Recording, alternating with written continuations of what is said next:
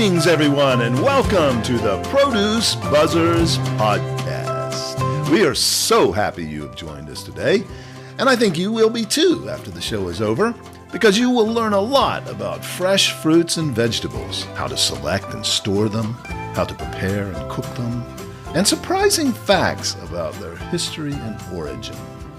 We hope it inspires you to eat more fresh fruits and vegetables, not only for your health, but also for your delight and pleasure as you explore their amazing world of taste and delicious flavors.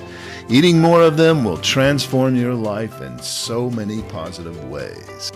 So settle back, relax, and get ready for another delicious adventure with the Produce Buzzers. Greetings, Produce Buzzers podcast fans. Welcome to another delicious episode of the Produce Buzzers podcast. Thanks for joining us today. I'm Edwin Stepp, your host and executive editor of ProduceBuzz.com.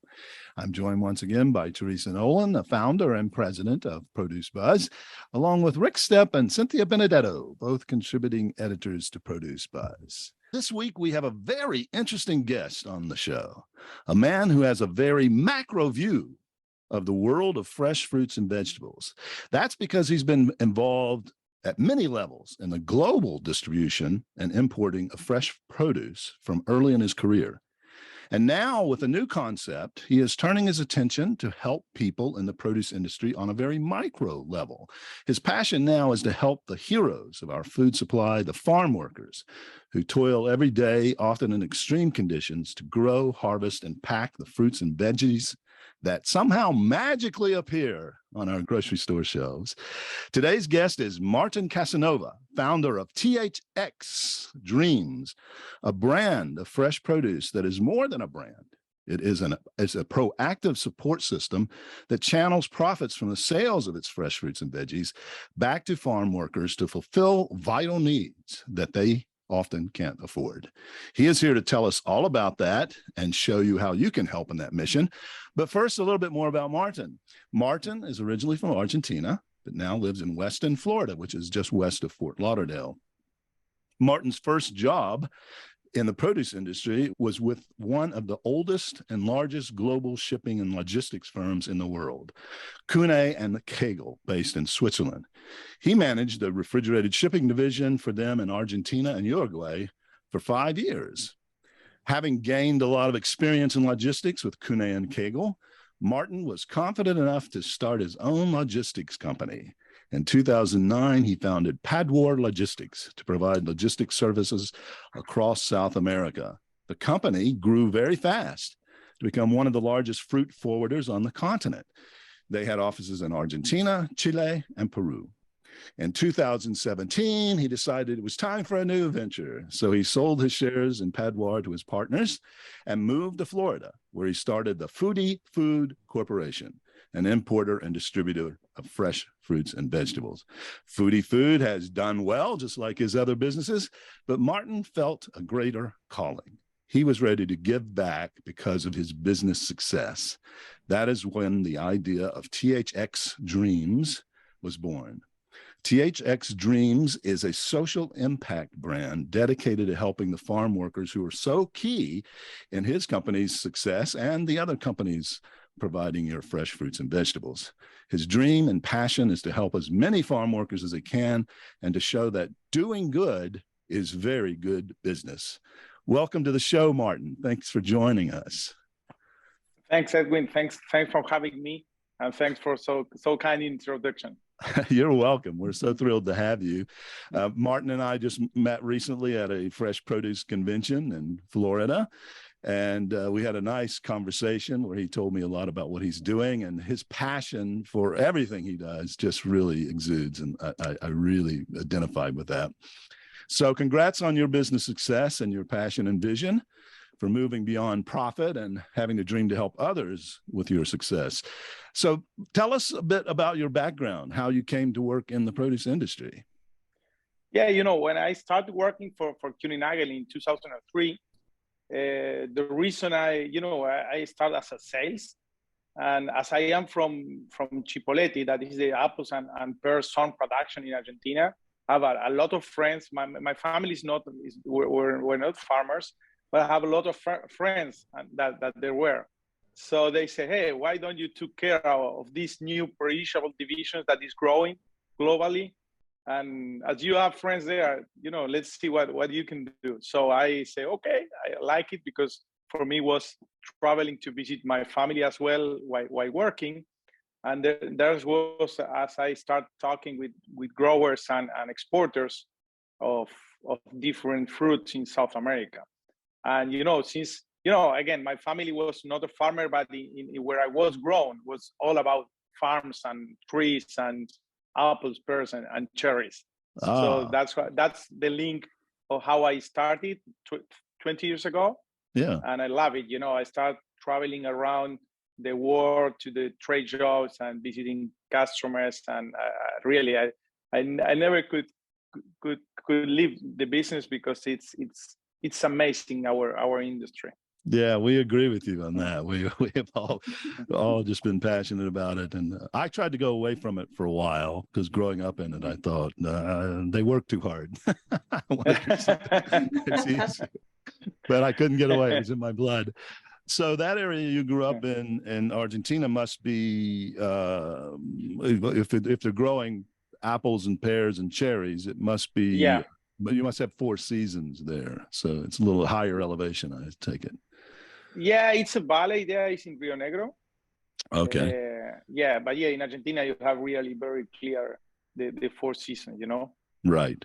Well, you have all the climates probably almost that exist Exactly. on the earth, right? Yeah. From high mountains to the tropical beaches. Exactly. In the summer you have you go for really hot to really cold. Yeah, very good. So this is a question that you may not have anticipated. We discussed a little bit about questions beforehand, but as I was preparing your intro, I thought, he's had a vision of how food gets transported around the globe in record time. Tell us about the global shipping business as it pertains to fresh fruits and vegetables. It seems so highly complex and fraught with unexpected challenges, especially when it comes to something perishable like fresh produce. How do our fruits and veggies get to us from the far corners of the world? Yeah. It's also, as any other industry, is challenging. I think that most industry in general in the last 10, 15 years are suffering like changes in terms of companies merging and getting bigger and bigger. I remember when I started in the logistic business, you have from South America or from Argentina to United States or Europe, you have like 20, 25 different shipping lines with maybe 8, 9 vessels coming. So you have much better options and also better transit times. But with the concentration that has suffered our industry, the logistics, I think in general, nowadays you have like 2 or 3 big players that concentrate maybe like 70-80% of it depends of course in different traffics.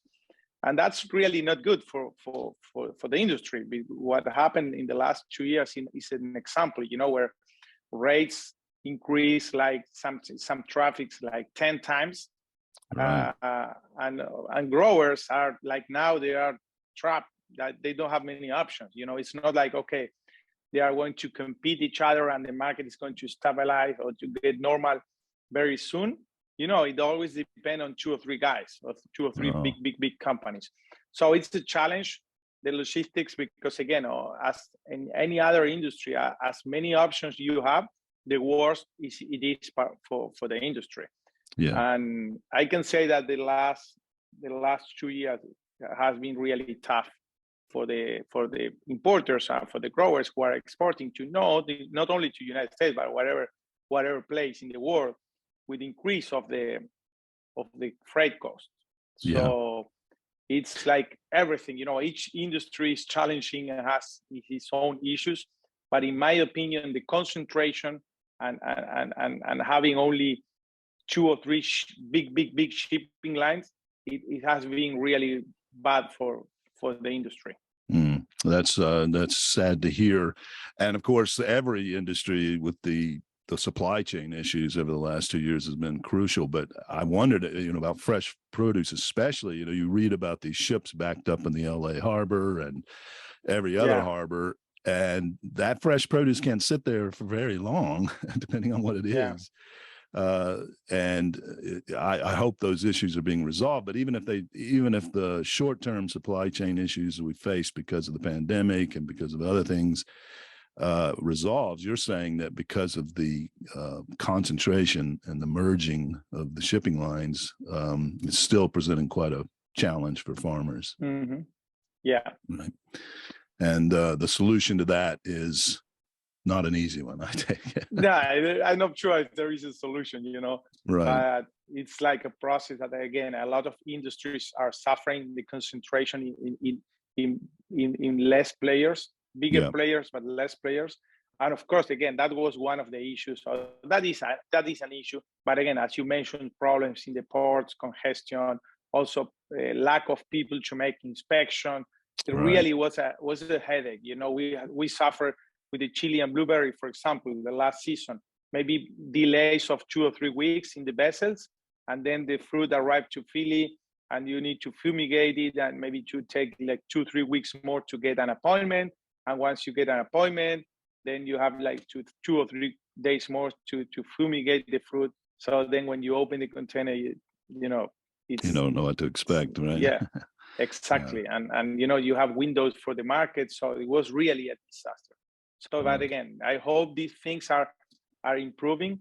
They have improved a lot, of course, but still there are some issues. Yeah, but yet still, of course, prices have been going up. I see it in the fresh produce aisle. But you know what? Prices really haven't, as far as what I've seen in my local stores, they haven't gone up tremendously. No. And the supplies, have been spotty, but for the most part, you still get what you could always get at a reasonable price. I'm just amazed at that, considering what we've faced. What do you think about that? How is that possible? Yeah, and I think that the growers at the end of the day, they are the one who absorb most of this increase. Again, there are prices that they're going up. You have inflation, but at the end of the day, it's it's like depending how many products you have and offer and demand. At the end of the day, my experience is that maybe some programs with retailers, maybe you can quote like with the increased cost, but then you have the spot market, the food service, and if you have all these logistics problems also affect a lot of the market prices, because then maybe you don't have fruit for 2 or 3 weeks, the markets go up because the market is clean, and maybe then you have like 10 times, 2 or 3 times more volume than what the market needs because the delays of the vessels. So then the prices went down, and then you have the increase of the cost, and the prices went down, and that's a perfect cause for the growers. So I think that most of these cost increases are unfortunately were paid by the growers. So they affect a lot the profitability. Yeah, that's another sad part of it. And, of course, not only do you have the consolidation going on in the shipping industry, you have the consolidation going on in the retail grocery stores. Exactly. Who can put more and more pressure on downward pricing. It's like you said, kind of a perfect storm for the farmers, but I hope there is a solution for that. I find that when I'm at the grocery store, produce is not necessarily, there has been an increase, but that's not where I find it the sharpest. Yeah, I would agree. Yeah. I've been amazed that the prices still seem to be very reasonable. They've gone up some, but the prices have been reasonable from what I could see. And I guess, unfortunately, the farmers are the ones who are helping us keep it that way. Yeah. Well, tell us a little bit more about the products you import and where they come from. I know you have the company Foodie Food. We want to focus mostly today on your THX Dreams, but I want to learn a little bit about the products you're importing and distributing here.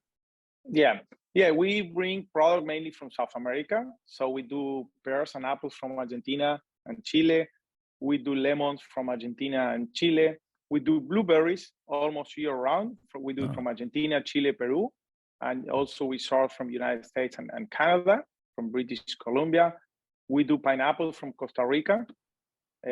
And we do cherries as well from Argentina, from Chile. So those are the products. We do some avocados from time to time, but that are mostly the products that we are bringing today to the market, to the United States and Canada. Where are your avocados coming from primarily? Peru? Peru. So Peru, we have a small window where Peru, maybe when Mexico is down. So we bring some avocados from Peru. Right. And blueberries year round. That's great.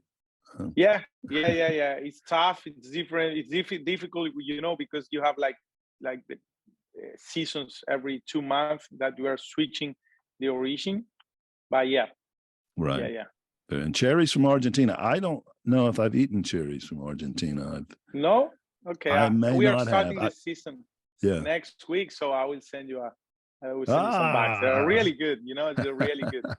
I'm sure they are. It's just I don't remember seeing. It's possible I bought them and just didn't check the pack to see where they were coming from. But no, you probably don't eat cherries that time of year. Well, I got to say that's true. I generally buy them when they're in season in the U.S., but I'm going to start buying some. I want to taste Argentinian cherries. Okay. Are the growing conditions similar to Washington State? Yeah. Argentina and Chile. Chile, of course, is the biggest grower in the South America.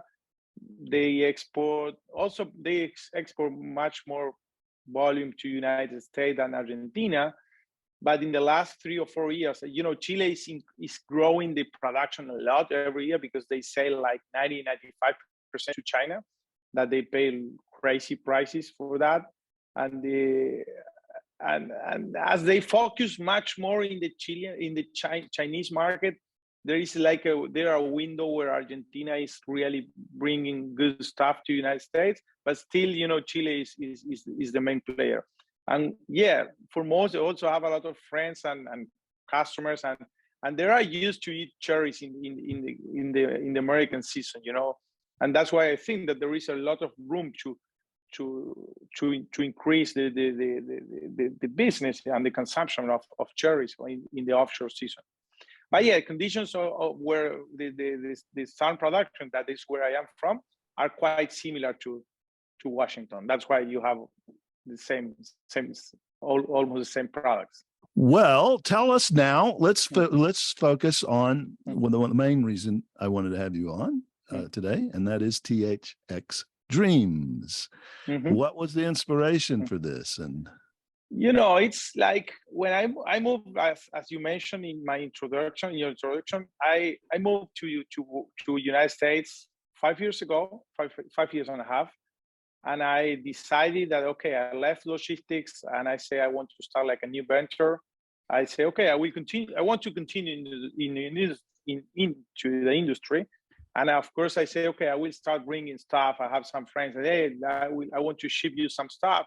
I say, okay, I will be an importer, but from the very beginning, I wanted to do something different because, I realized that there were like thousands of importers bringing product from South America. And there are a lot of companies that they are doing this for very long, and they do really very well. So I say, I wanted to do something different. So I was thinking about, again, when you want to do something different, not always you have like the idea that they want. But it was funny that I was walking in my first PMA living here, because that was like my 10th PMA at that moment. I was walking and I saw in a booth that there are some guys that they have some shoes with the Argentinian flag. And I say, hey, what's that? I asked a colleague, hey, why you have like 10 guys in that booth? Why they are all wearing shoes with an Argentinian flag? And he told me about the Toms, the shoes Toms. Oh, right. That at that moment I didn't know about that story. And I say, okay, I think that day I bought the book of Start Something That Matters that the founder of Toms wrote. Right. And I read that book, I think, in 2 days. And I say, oh, you know, I start learning and I start reading about social impact brands. And I say, hey, there is nothing about this in the produce industry. You know, let me interrupt just a minute, Martin, to make sure our listeners know about Tom's. I'm sure many of them do. It's a shoe company. I don't. You probably know more about how it was founded, but the main thing I know about them is for every pair of shoes you buy, they give away a pair of shoes to some needy family or people. And the story, just to make it short, is the guy who found Tom's. He went to a trip for holidays to Argentina, and he was in the north. You know, north of Argentina is really very, very nice, but also very poor. So he was in some towns, and he was surprised that he saw people that they were not wearing shoes. So, and he also was in his holiday, he went to see some polo games. You know, Argentina is very famous for polo. Great horsemen in Argentina. Exactly. and so there is like a special shoes that is called alpargata in Argentina. So when he came back from his trip, I think he was like 2 or 3 months in Argentina, he said, hey, I will start like doing these shoes, and I will put the Argentinian flag, and every shoes that I'll sell, I will donate one. So he was like the creator of this buy one, donate one, that then you have, there are a lot of other companies that replicate that concept. That's interesting. So he wrote a book that is called Start Something That Matters. Right. And I got inspired of him and that book especially, where he was telling a lot of the advantages of having a social impact brand, Right. Yeah, I didn't realize that he had started in Argentina. No, he started in the United States. But I didn't realize that the idea had come from Argentina. That's interesting. That's why he has the Argentinian flag today. All right, so they all have the Argentinian flag on. Exactly. All Tom's shoes has the Argentinian flags. At first, everything he donated was to Argentina. Then he got so big that now he's donating to Africa, to different countries as well. Yeah, that's fantastic. I have to read that book now. I had a friend who did marketing for Tom's for a while. I don't think he's there anymore, but he was really inspired by that whole story. So I gave a little bit of background about THX Dreams in the intro, but I think the listeners would want to hear more about what you are doing. I told them that some of the profits from the sales go to help these fulfill vital needs for some of these farm workers. Tell us more about that and what the program does. Yeah. So the brand is called Thanks. We feature pictures of farm workers in our labels, real farm workers that work in the farm of the packing, where that fruit is coming from. And each one has a dream that, of course, is related with a need that they have.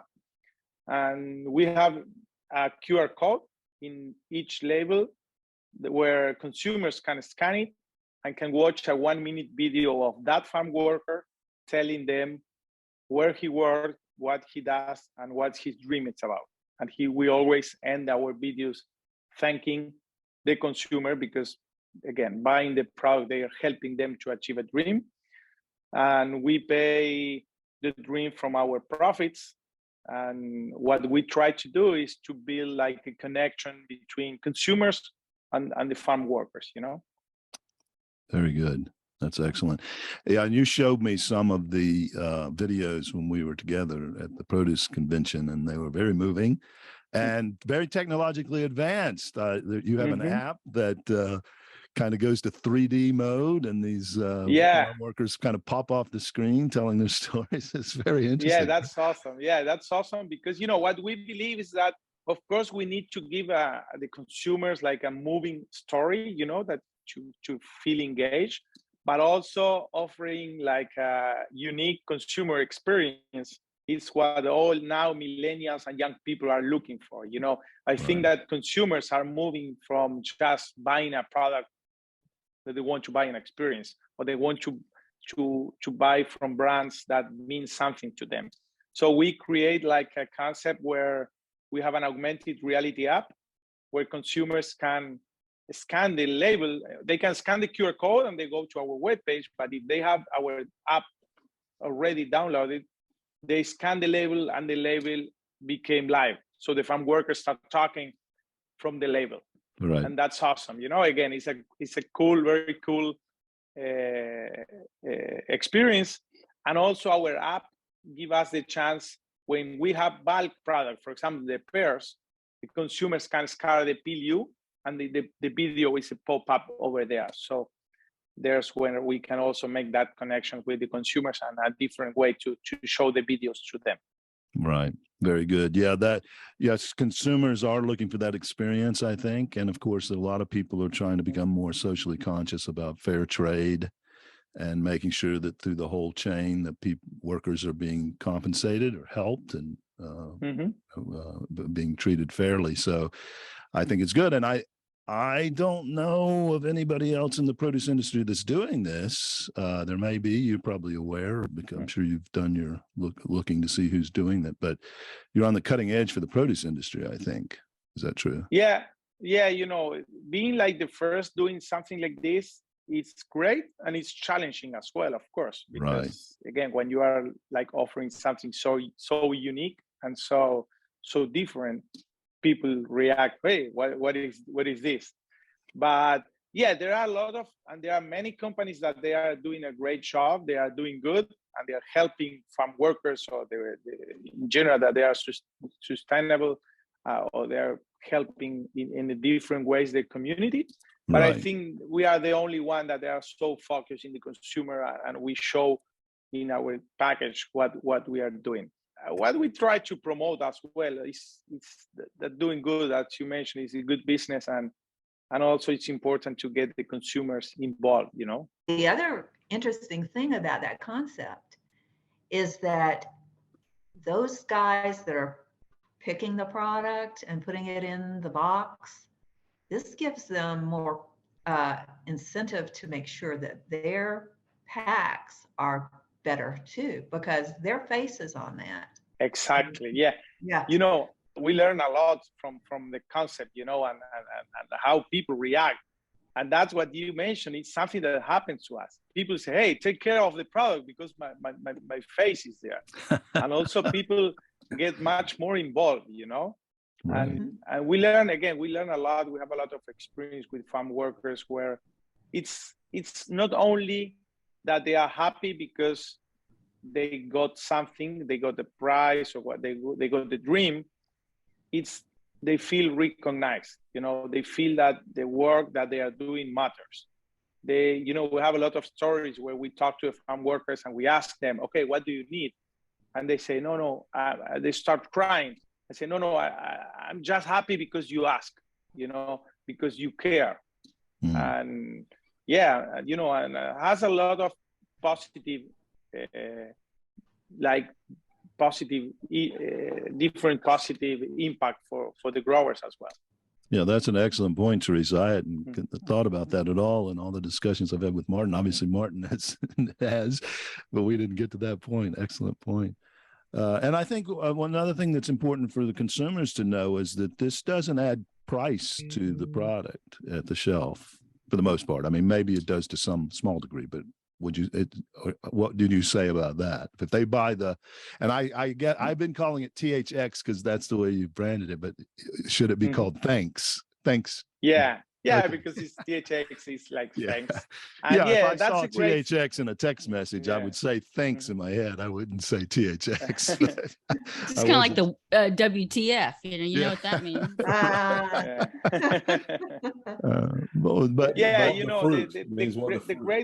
The great thing of thanks that it's not really expensive to make a dream. We try to make affordable dreams. Maybe it's things that for us it's not that expensive, but for these guys it's totally out of the reach. For example, and the great thing for the consumer is that they don't need to pay like $2 more or $1 more for the stuff, and that's good because days ago I read a study that says that like 95% of millennials if they have to buy a product that is a brand that is doing good instead of another one that's not, they will choose the brand that is doing good. But 95%. Wow, that's a high number. but most of them, they don't want to pay much more for that.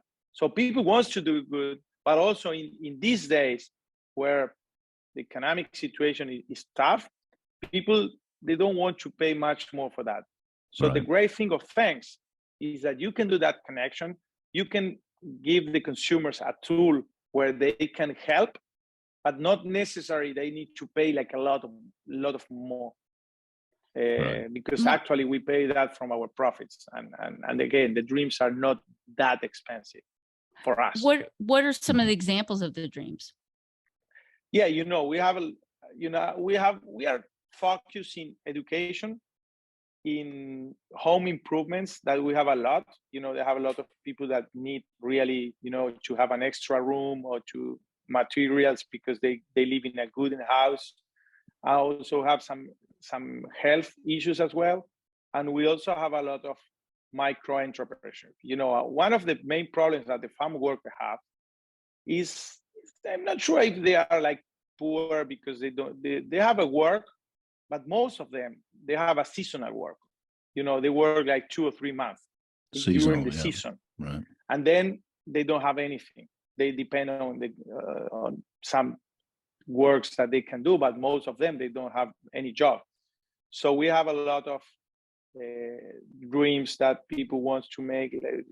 They need like a professional oven to cook for the neighbors. In the last I think the last 2 years, because of the pandemic, we have a lot of dreams. People need tablets, need computers, because they were having online school and they have maybe one computer and they have 3 or 4 kids and they cannot afford to have more, and they have the online classes. So they were like having, most of them, they are losing the school because they cannot connect, or they have just one cell phone to connect. So we have a lot of those, but I can say that most of the dreams we have are related with home improvements. Very good.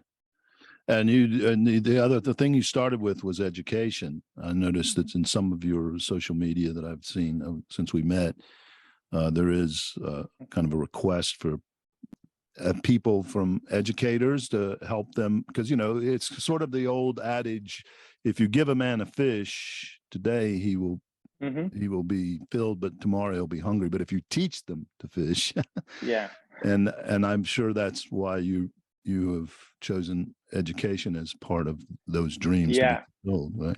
Yeah, we just now in the IFPA, Joe, we launched Seeding Futures. Seeding Futures is a program. This is quite different of what we do with the dreams, but of course it's related.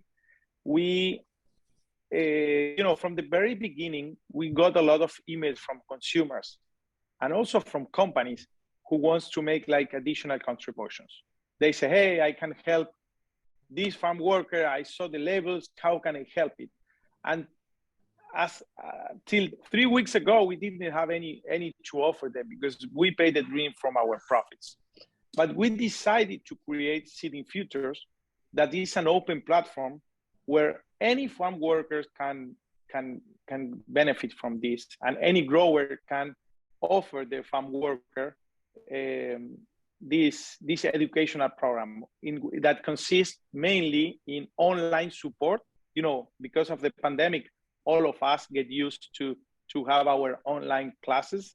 So what we did is we partnered with a company who is doing online classes to people all around the world, and we give farm workers and their kids free education and online lessons classes, support for the kids. We provide English classes. We do in English and in Spanish, computer skills.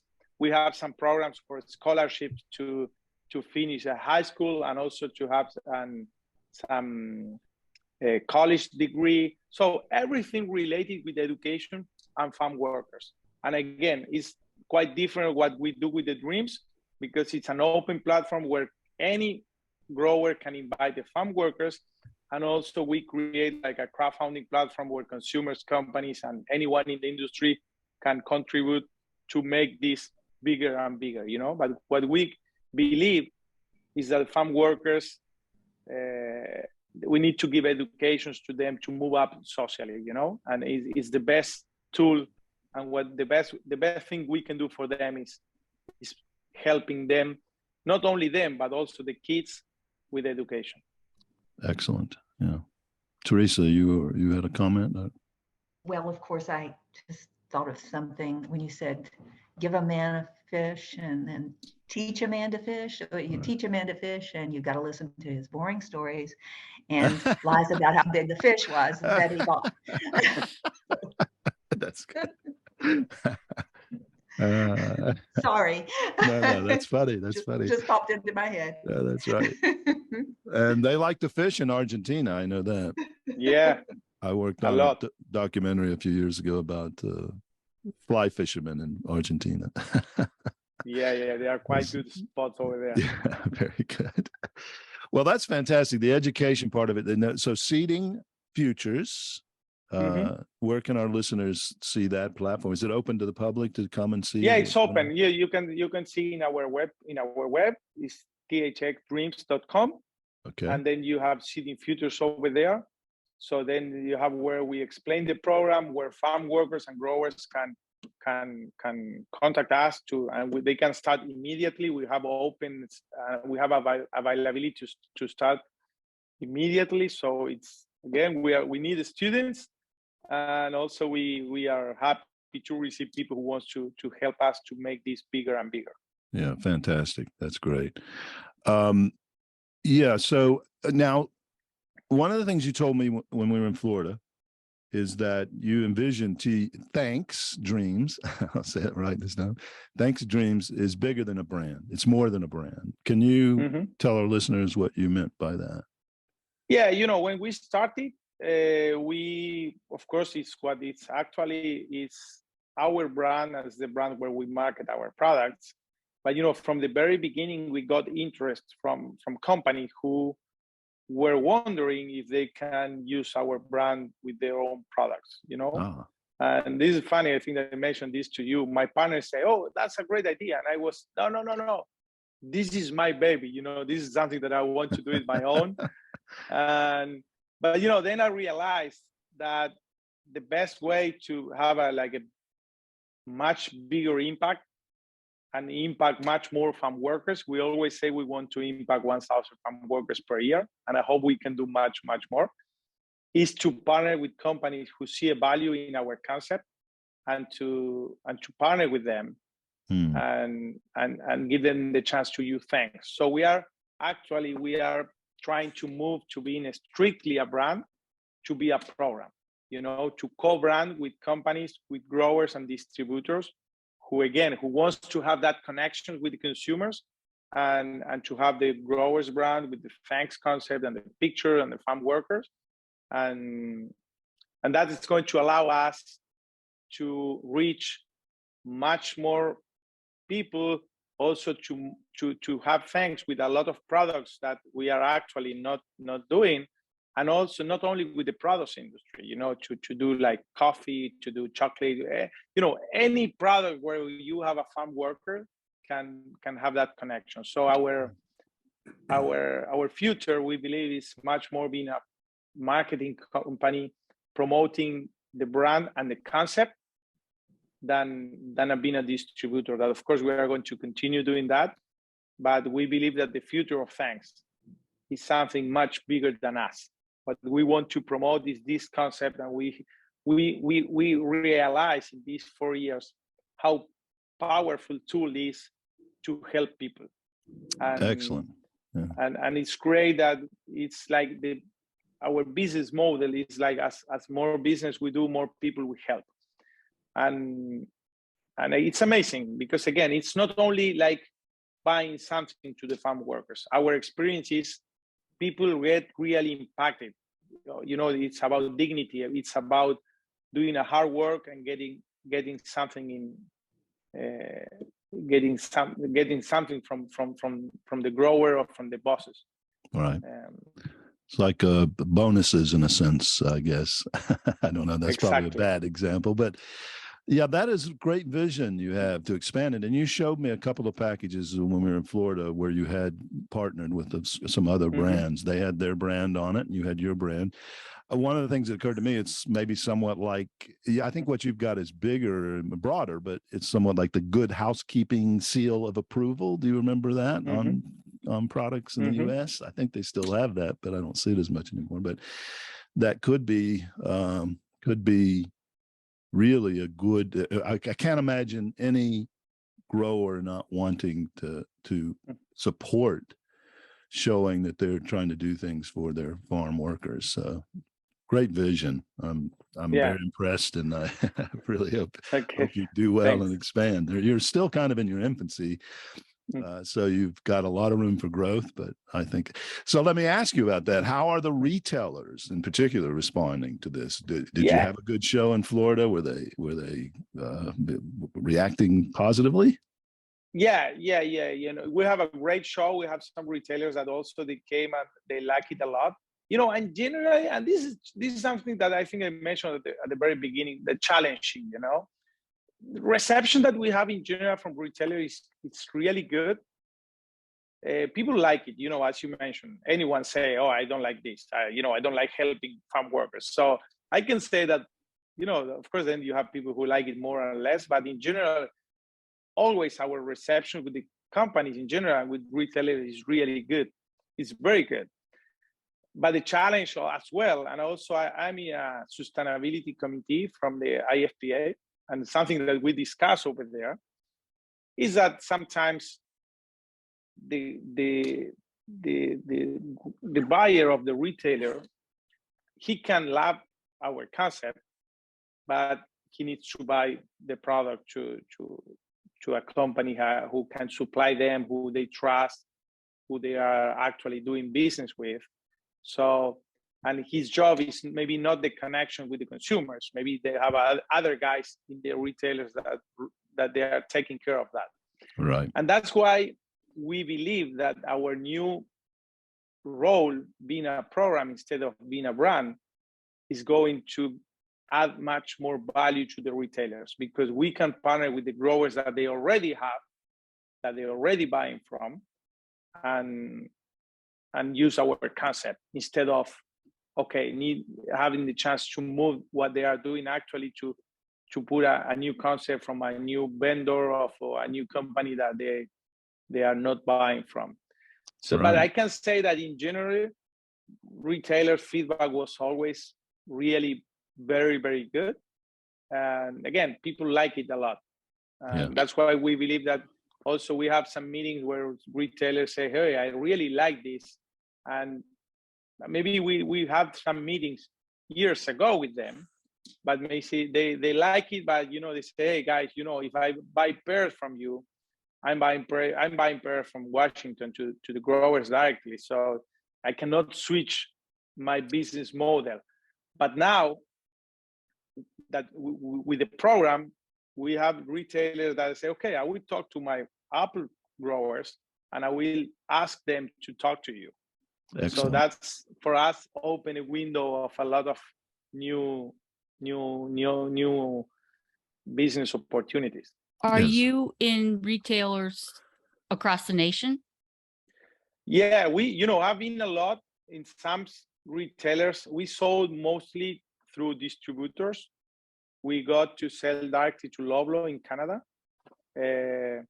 but we go mainly Loblaw, mainly in the United States. I can say that most of our business is through distributors. So sometimes we don't control exactly where our brand is.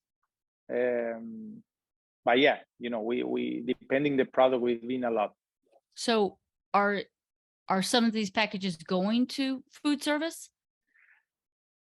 Sometimes yes, especially the blueberries, depending the moment of the season. But from one side, our brand it's more a consumer's brand. It makes much more sense to have them in retailers where the consumers are going to value the concept. Maybe in a food service, there are some big food service companies that they need to have, and they want to have companies that they do good because you have their own ESG department sustainability guys that they need to procure products that they are sustainable. But in general, when you go to a restaurant or to a hotel, consumers know there, so there is not much value to our brand. Rick, you have a question or comment? Yes. Are you fair trade certified also? No, some of our growers they are, Mm-hmm. but no, we are not fair trade certified. So that's up to the individual growers to Exactly. do that. Mm-hmm. Yeah, exactly. You partner. You don't really have control over that, do you? I mean, you're not a grower yourself. You're no, yeah, we're not sourcing from growers. So we buy from growers and we partner with them. Of course, we only partner with companies that they are treating fairly to the people and to the planet. Some of our growers are actually fair trade, but we as Foodie Food or Thanks, we are not certified as a fair trade. Mm-hmm.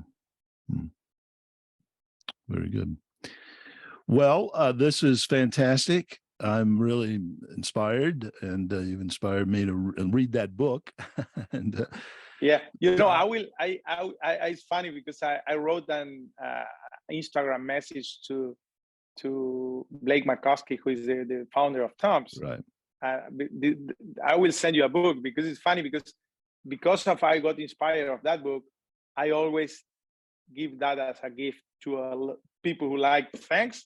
I used to give a book. I bought more than 200 books through Amazon. And once I wrote him and I said, hey, be sure that I'm your first customer. Anyone bought so many books as I did. So I will send you the book because I have a lot in my house. Okay, that's great. I'm getting books and cherries very soon. What else do you have in your bag of treats?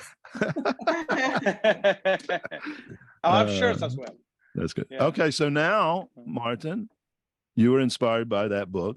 So I'm going to encourage you to write your book along this journey. You need to write a book about this experience. Yeah, I would love. Maybe you're already started. I need I need to have much more experience, and I hope I have a lot of stories to tell.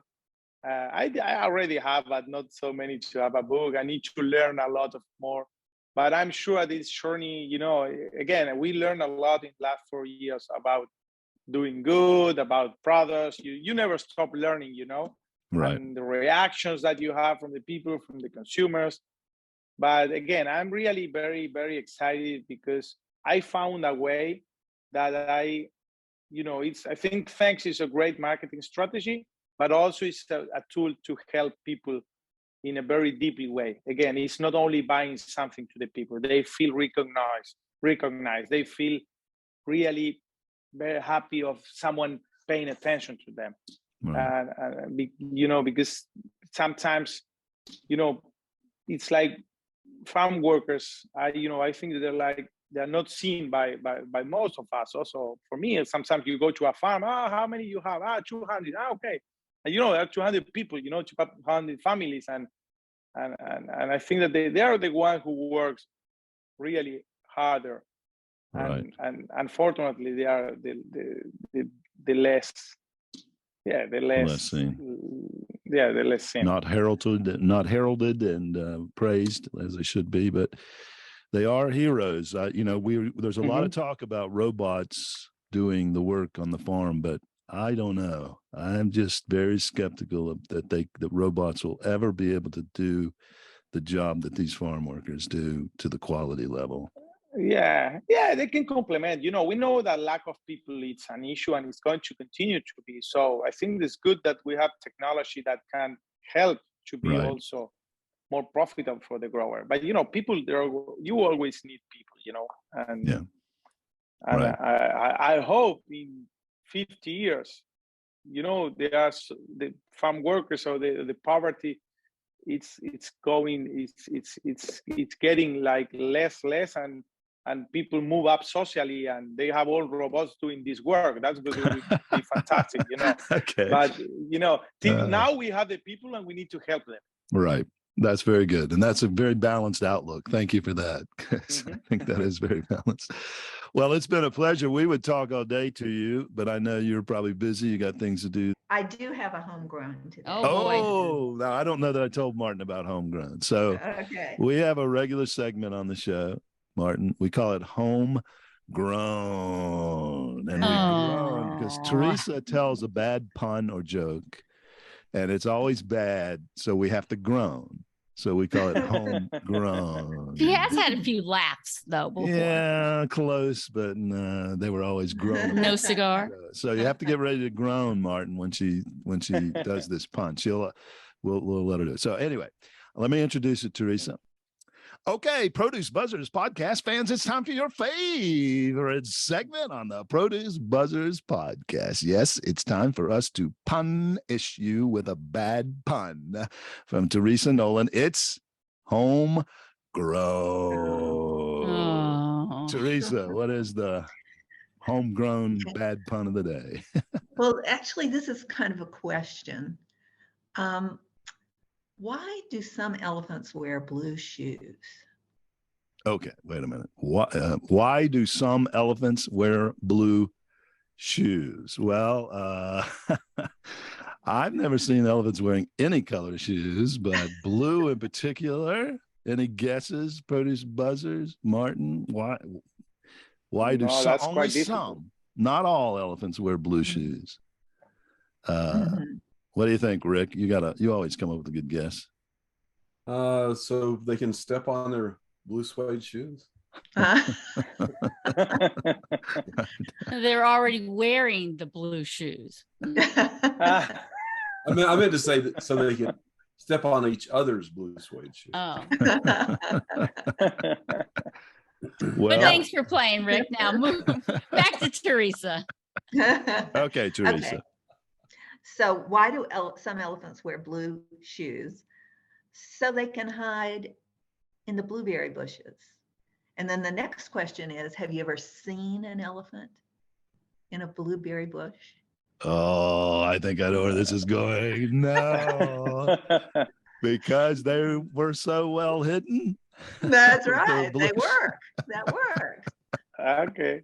That has to be the worst It I've is. ever heard. Teresa, you hit a Okay, whole we need new one big low. groan, everybody groan. Oh. Is it customary in Argentina to groan at bad jokes? When someone tells a bad joke in Argentina, what do you groan or what? How do you react? to it? Yeah. Okay. Yeah. I wasn't sure if that was universal. I always do bad jokes, so it's okay. Sometimes the bad jokes are the funniest. Yeah. Yes. The worse Okay. they are, the funnier they are. Yeah, that's true. That's true. Okay, well, thank you so much, Martin. It has been a real pleasure. Congrats on your business success, but mostly congrats on your new venture, helping farm workers and others in this. It's a brilliant idea, great vision. Love your passion for it, and we wish you all the best. No, thank you for taking the time and for having me.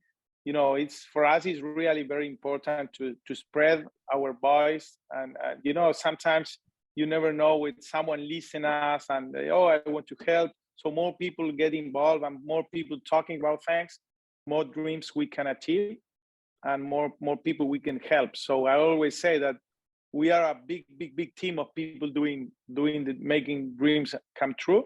And I really appreciate you having me in your podcast. Thank you. Listeners, check it out. thxdreams.com. Go there, check out the work.